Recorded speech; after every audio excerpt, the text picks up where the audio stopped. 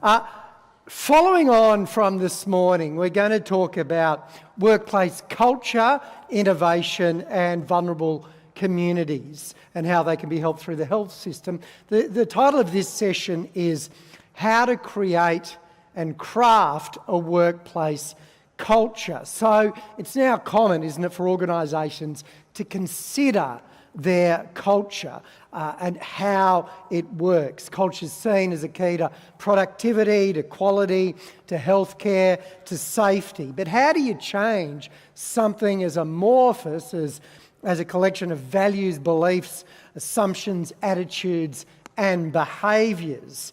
How do we identify concrete measures that can make a positive difference to how people feel and behave and can positively impact culture? Well, to discuss that, again, we will have, remember the structure, three different speakers, each doing about 10 minutes. I won't come on between them.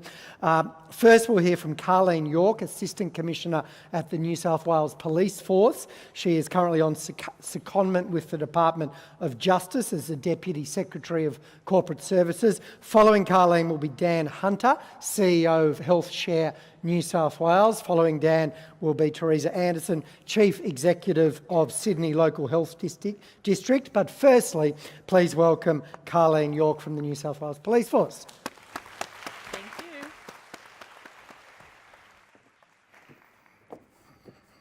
Thanks very much. Thank you, and thank you for inviting me to your conference. In linking with your theme about your health story, I'm going to talk about the New South Wales Police Force health story. So I've been in charge of human resources for around 4 years. And if you think about the New South Wales Police, if you don't know much about it, we've got 20,500 officers and 16,500 of those are sworn police officers. And as we heard from our keynote speaker this morning, caring leadership is an important part of our organisation, and I must say, historically, it hasn't always been the case. We have officers who, as we often say, when there's danger and trouble and drama and havoc, everyone else is running away and our officers are running into that. And similar to health, you know, they can be quite traumatic and dramatic incidents and affect the health and wellbeing both physically and psychologically of officers. So talking about cultural change, one of the things that I've really been committed to is the cultural change of the organisation in partnership with my executive in relation to prevention of our injuries instead of reacting alone.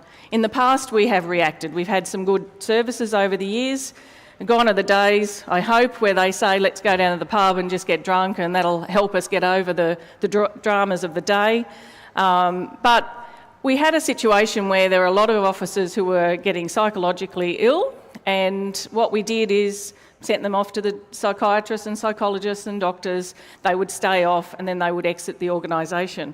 And it came to a peak in around 2013 when we were looking at losing around 45 to 50 officers per month and had a disengagement rate of about 7%, and it was unacceptable. We're having large recruiting classes.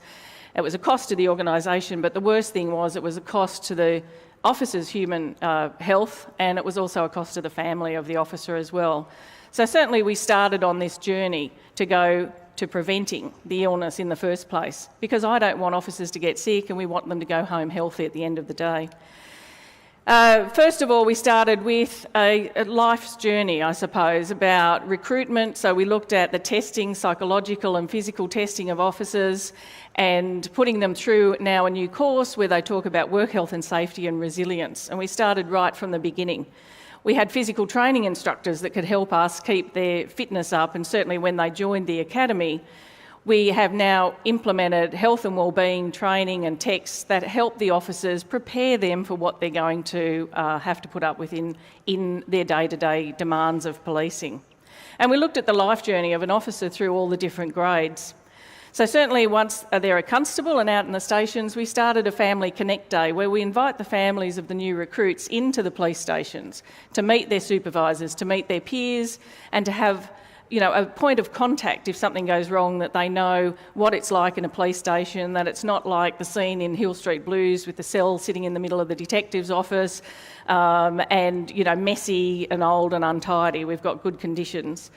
And certainly giving the family that information helps them support our officers as well. And letting the constables know that they have support, peer support officers in the field. Certainly then with our supervisors, we've gone to improving some of the training, and we have now a course that we do for supervisors in relation to resilience and identifying the mental health of our officers and how to have those difficult conversations, because it is a male-dominated organisation and it is difficult sometimes for people to put their hand up, as we know in the community in general, but particularly in policing. We've produced books, 5 more things about your health, 5 more things about your diet, 5 more things about exercise, simple little lists that people can look at and plan their health and physical exercise and activity. We also recruit nurses, employ nurses, and they go around doing health checks, diabetes, cholesterol and weight gain, because that's what officers are prone to get through shift work, lack of sleep, poor diet, and perhaps some social isolation because of the work that they do. We have a work readiness program where we put the obligation back onto the officer and use it as a partnership about, are you ready for work? Have you had enough sleep? Have you not had alcohol before you come to work? If you're feeling fit, refreshed and able to do the demands and challenges of the day. With our specialist officers, we have in the past had psychologists where they go in for regular psychological testing, whether it's 6 months or 12 months, depending on the risk, such as in the child mistreatment units, and they'll sit down and have a one-on-one with a psychologist to try and identify how they're feeling this year compared to last year. So certainly, as I said, in the constables, prevention, keeping up your exercise, keeping up your sleep, social interaction. But now we're looking at, these types of jobs do affect the psychological health and well-being of officers, and how can we make sure that they're able to keep doing the job. We're now looking at doing that across the whole state on an electronic basis. We can't afford, obviously, the number of psychologists needed for 16,500 officers, but can we do an electronic questionnaire, psychological questionnaire, to try and identify some of those general duties jobs where they're going to repetitive car crashes or domestic violence situations, to try and see if we can gauge where they're going on their health continuum. The managers, we give courses. When you become an inspector, there's an inspector's transition course, and we've built those health messages, both psychological and physical, into all of those courses to give them the skills that they can manage well and to be those caring leaders that we heard about this morning. We give them certainly a lot of tools. So there's an incident and support database that we've introduced just last year where they can track what sort of events officers go to and what sort of services we've provided and offered to them to make sure that they're being looked after and they're being cared, but we're assessing how they're going. So if, for example, an officer goes to 3 fatals in 3 shifts straight after the other, we might take them off the truck for a while, we might give them some psychological help, there might be a chaplain involved, and we'll put some comfort around that officer so they can keep coming back and doing the job day after day. And so it's really important for the manager to be aware of those signs and those symptoms to be able to look after the officer. Certainly we have a whole safety management system across the organisation. So if we're looking at the executive's obligations, we have obligations for due diligence and work health and safety, and making sure that we are putting in processes such as risk assessments and site inspections for random breath test, because our workplace is the whole of New South Wales, and we have to make sure that it's as safe as possible for our officers, or they've got strategies and procedures that will ensure their safety, because each day they go out, there's always that risk that they may not come back. The issue with policing as well is the culture of the type of work, and so they, as I said before, often have social isolation because they're not playing their sports, they're not going to training anymore, they can't do their activities during weekends, they don't see their friends as much, they might not be getting to weddings and engagements and all those things that you are well aware of shift work. They start to also view the world very negatively, and they start to, often the people that we see the most are the ones that are committing the crimes. And so that will make their description of the community quite different. And so we have to make sure that we can train them and educate them about that resilience and how to be healthy. We have also, for the commanders and executives, the opportunity to have injury management advisors that will go and do case conferences with doctors if they are ill, and use the latest research that we will try and get people back to work for a shorter period of time that is needed, 2 hours a day, 2 hours a week, whatever it is, so that they can be back with their team, back with the people that care about them, and try and get them on that journey to get back to good health. And we will try again to do that in a reactive sense, but preventing ongoing injury and getting right in at the beginning and getting them back to work. We've started off I run 3 physiotherapy clinics, which I never thought I would do as a police officer. But we started with physical injuries, and we went from an average of 76 weeks off, once they go through our program, of an average of 14 weeks off. It's had great success. We have sports physios, but we've now put in a psychologist into that unit. And all officers that go there will talk to the psychologist, again, to break down that culture of being able to come forward and talk to people about their problems. In that also, we've started to put some officers who have got psychological wellbeing. And I had a case the other day where an officer contacted us and said when she went into the program, she had actually written out her suicide note. The program had got her back to work, fully functional, and she's now looking for different career paths within the New South Wales Police. So we've had great success. We now look at retired officers as well, because it's quite a damaging effect sometimes of leaving the police when you've done it for so long and been such an important member of the community. And so we have support services out there for our officers once they leave.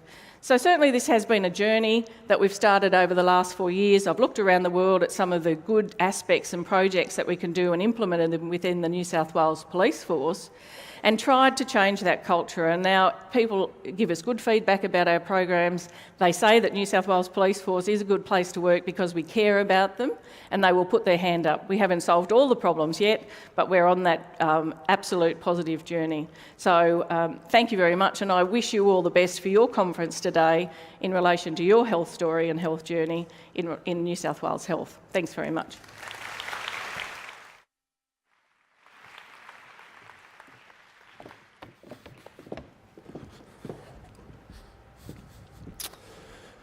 Good morning, everybody. My name's Dan Hunter. I am lucky enough to be the Chief Executive of HealthShare New South Wales. I'm also an accountant, and I'm here to talk to you about culture, which is a bit of irony in that. But bear with me, because today, ladies and gentlemen, we are going to raise the bar and go through a game-changing journey to proactively shift the paradigm. We're going to innovatively value add to our business. I'm going to reach out to you all, and I'm going to run something up the flagpole. We're going to push the envelope and think outside the box. We are not going to boil the ocean. But line up your ducks, get some blue sky thinking, and let's pick some low-hanging fruit. Yes, today I'm going to talk about transformation in culture. Believe it or not, I have some authority to do this. In my last role, I was at Sydney Water for about 8 or 9 years, and I did a variety of roles. We had an executive off-site one day, and we did some navel gazing, and we decided to come up with a transformation team. Fantastic, a few years ago, very trendy. And I was the anointed inaugural general manager of transformation. We had a transformation plan, we had a transformation hub. We sat around on beanbags and thought about transformation. Had a transformation PMO, we set up a transformation team. It was like an episode of Utopia. It was one of the toughest roles that I've ever had in my life. So where did it go wrong? We had some success, but it was about transformation and change, and we didn't quite have the culture right there. No one was enrolled in the change, and no one really wanted to make that change. And transformation, by definition, is about accelerated change. As I said, it's one of the toughest roles I've had. And I think it's because we didn't really have that burning platform. There was nothing on fire at the time. And in my experience, it's very easy to make change and get that culture of change happening when something is on fire. If we turn our minds back to 1998, a few of you in the room will be aware of this. Sydney Water had the crypto crisis, right? I'm sure I was before I started Sydney Water, so it wasn't my fault, boss.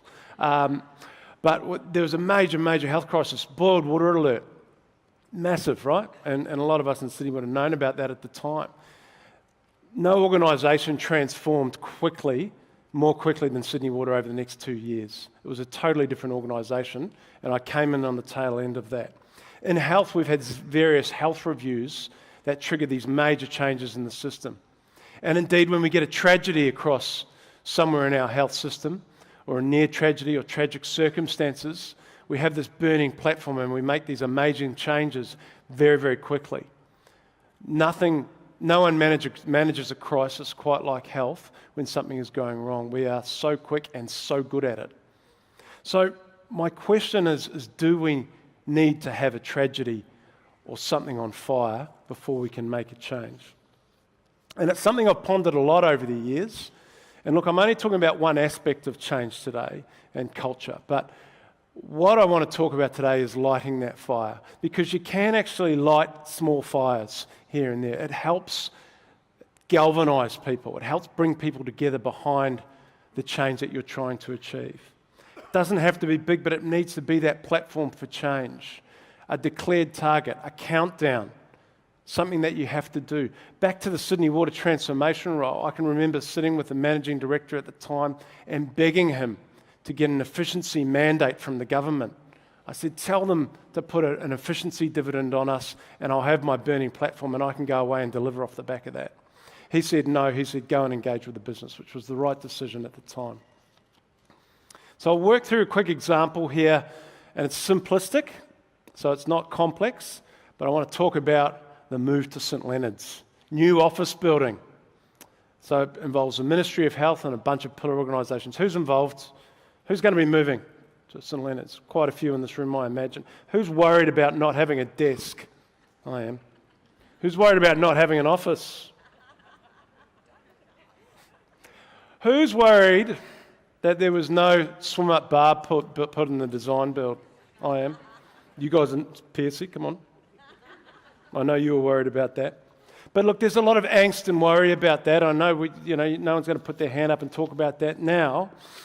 But transformational change requires a why, it requires meaning, and it requires enrolment. So as leaders in this case, have we had those conversations about what the benefits will be of moving to this new building? Have we referenced the research, the collaboration, all those good things that we know are there, and have we enrolled our people as leaders and had that conversation? And indeed, I'm going to accelerate a little bit here and go to the end of that enrolment conversation. Have we had the honest conversation?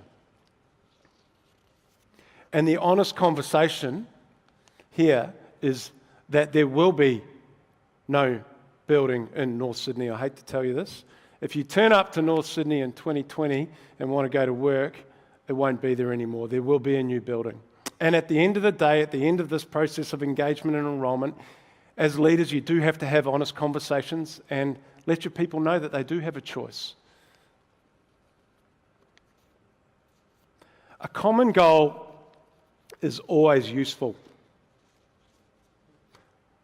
It's always useful for enrolling people and engaging people if you can get behind a common goal.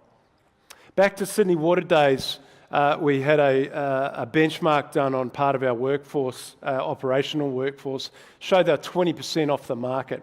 So we created a meet and beat the market program, and depot by depot, we showed them the gap from the market. And the government of the day had a contestability policy, and we engaged the people. We asked them to come up with the ideas to close that gap. You know, we had people, field workers coming up with ideas around single-man crews. We absolutely engaged them in that conversation. We really highlighted what was in it for them. And the common goal there was that they were going to retain the in-house workforce. Some of these people had to take $20,000 plus pay cuts to do that, you know, because we had to take a haircut in the overtime, single-man crews, all these different things. But we did it depot by depot, and we engaged the people along the way, and we had a common goal. Now, if I talk about HealthShare for a second around that common goal, when I first started at HealthShare, we had just lost a warehousing tender to the market, which was a tough thing because we were a bidder in that process. But we chose to galvanise the organisation around that. Suddenly we had a common goal around being the best that we could be, about being as good as anybody at delivering our services. And we still hold that today. You know, that threat of competition for us is very, very real. And we engaged our people around that and around how we could be the best, as good as anyone at delivering all the services that we deliver. So transformational change requires a why, a meaning, and enrolment. I want to talk about meaning in health here for a second. Now, a very, very moving story this morning, there's no doubt about that. I think as a relative newcomer to health, that we need to remind ourselves often about what we are here for. We have a natural advantage in culture and meaning in health. Nobody does what we do. Nobody. And for those of you who have worked in other organisations, in other industries, you will know what I mean here. We help people in their time of need. That's a terrific thing to tap into when you want to get a common meaning and you want to grow a culture from within a business. We have people that come and work in health because they want to help people. And there is no better meaning than that. And I think sometimes we lose sight of that, particularly if we've been working in this industry for our whole careers, we can lose sight of that. So I encourage you all to keep that front of mind. So look, light your own fire. Doesn't matter how small it is, but light your fire, set the target, something you have to do, make the change, show progress, measure your success and share it with people and really celebrate that success. Light your own fire. Now tonight we're going to have our awards dinner, a great time to celebrate our success, but we do have a small problem with that and it's around scheduling, and there's a few people in the room who will know what I mean. So I'm going to finish up by saying that at my table tonight I will be live streaming the final of The Bachelorette. So if you want to know what's going on, come and see me. Thank you for having me. Cheers.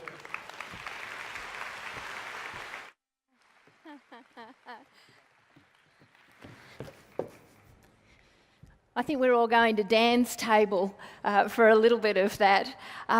It's great to be able to be here this morning to talk about some of the examples of what we're doing in Sydney Local Health District. If the clicker works, Paul. So I was asked to talk about engaging clinicians. And I think one of the things that we've got to do is get away from the word engaging, although I like to try and be a bit engaging. Really what we're talking about is true partnerships, because we're not running Woolworths, we're running health services. And our clinicians have to be active partners in everything that we do. As Elizabeth and Michael said this morning, having strong culture is about having clarity of purpose. And as Dan said, we have a wonderful purpose. How many organisations can say that every day all of our staff come to work to make a difference in the lives of other people? In our vision in Sydney Local Health Districts is excellence in health and healthcare for all. And we have a patient and family focused approach to everything that we do. Our patients and our community and their families are central to the way in which we provide our care. So it's about our patients, our people and our culture. We believe that if we look after our staff who do these amazing jobs, they will be able to better care for our patients. Health is one of the only industries which is truly 24 hours a day, 7 days a week, 365 days of the year. How many organisations have a teleconference, Susan, at 3 o'clock in the morning when we're having a few problems within our emergency departments and with people who aren't on call and who don't grumble about the fact that they are going to be having those conversations? So I thought it'd be useful to talk about some of the principles of working in partnership with clinicians. And as a CE, I love governance. And good governance helps us to provide good care and to partner with our clinicians. We're very fortunate in our district to have had a clinical stream structure for a very long time. And our clinicians are truly involved in the decisions of the organisation, even some of the boring ones. We need to have formal and informal communication strategies. You know, my husband complains that often I get a call at 6 a.m. from some surgeon or clinician who wants to tell me not only the bad things, but also the exciting things. And real teamwork and camaraderie and people being excited to be together. Respecting and valuing each other's skills and contributions on a daily basis, having an open door policy, a real open door policy, where people can grab you in a corridor and have a conversation about something that's important to them. And our clinicians seeing that our managers and our executive are visible throughout the organisation. You know, it's wonderful, and the Minister said how important it is that when you go through an organisation that your staff know who you are, and that's really critical. We are part of the team, and we need our clinicians to see we're there with them at their side. In our district, our clinical directors report directly to the Chief Executive. We had discussions about whether or not we should change that, but it always comes back to the same. And it is about being available and contactable. One day I'm going to write a book on organisational structure because everyone says this doesn't work, but for our district it does. We have a very flat organisational structure. We have a very large executive with our facilities, general managers being part of the senior executive, and every Monday we have 45 people in a room telling each other what they're doing, which is why we can always share our executive with other districts. Our clinicians really are involved on all of our major decision-making bodies, even the boring ones, but they are actually quite exciting, like major procurement, but all of our ICT committees, etc. And we co-chair committees, so every committee has an executive and a clinical lead. We provide our clinicians with tools so that we can support our partnership through analytics with STARS, making sure that we provide data that is timely and user-friendly, providing regular reports, and making sure that we provide data. One of the areas that we found that we hadn't done enough work was with our JMOs, and we've had a number of CE JMO forums, and from that we've now developed Doctors in Training CE committees, and they've just been fabulous because these young people are so clever. They can, you know, they are going to change the world. We make sure that they're involved in everything that we're doing, and we've just recently started a mentor program so that they have mentors that aren't always their supervisors, and a big campaign, communication campaign, so all of our staff can understand the important role of our junior medical staff. This will click. We've put in place a whole range of strategies to engage and motivate our staff, like the pitch and our innovation symposium. And don't we all love an innovation symposium? I was so excited when I woke up this morning. One of the pitch winners that we've had is our BPT OK program. Our junior medical staff came up with these brilliant ideas about what it is that we need to do to make the system better. And our innovation symposium, as I said, is just wonderful, and I just love it, seeing all these amazing ideas and everyone coming together to make a difference. With BPT OK, we've also seen that it's been able to change some conversations. We're having conversations all over Australia now and internationally about our staff. These are our junior medical staff. Physician training and in fact medicine is a very stressful lifestyle. My mother is in the profession, and so I guess I should have known better because I saw her, but I didn't see her through the training years. There was an increased level of stress that we were seeing year after year, and actually it was having a really profound impact both on their physical health and their mental well-being. Earlier this year we had 4 suicide tragedies. And we came up with the idea of BPT OK. A pilot program that builds in new skills and knowledge, including mindfulness, stress reduction techniques and physical training, as well as workshops how to debrief skillfully, performance anxiety workshops around the exams and how to be at your best on exam day. I found that BPT OK I've really opened up a conversation within the workplace. It's okay to talk about difficulties, given it's been a really challenging and stressful time for us lately with preparation leading to the exams. So it's been so lovely to hear consultants and other registrars checking in and making sure that we're okay. I actually was doing quite a tough term, was having quite a hard time. So the best thing about BBT OK was that, you know, scheduled time 3 times a week. I got to leave work on time, go to BBT OK and essentially debrief and then do something that I loved doing, which was exercise. One of the things that we've had to do is to try and change medical culture, because the history has been not to talk about any mental health issues. Big things I've got out of it is more balance to my life. I think it has already made me a better doctor in many ways. I think by recognising the things that cause me to stress a lot and ways to relax. We certainly have a huge amount of interest from our other groups, for example, the interns and residents, our surgical colleagues, our emergency colleagues, with how we could roll similar programs out more broadly across the organisation to help trainees preserve their well-being, not only during training but also for the rest of their careers. I'd love to think all junior doctors would be keen to take up a similar program.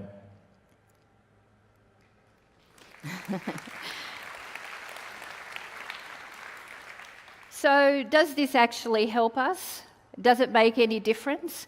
Well, I think our results in things like the AMA, ASMOF, Senior Hospital Doctor Engagement Survey, in the People Matter survey show that these things do in fact have a positive impact on culture. But it does mean that we have to always be working on it. It's like the Sydney Harbour Bridge. We need to keep painting, and our people do matter. Thank you.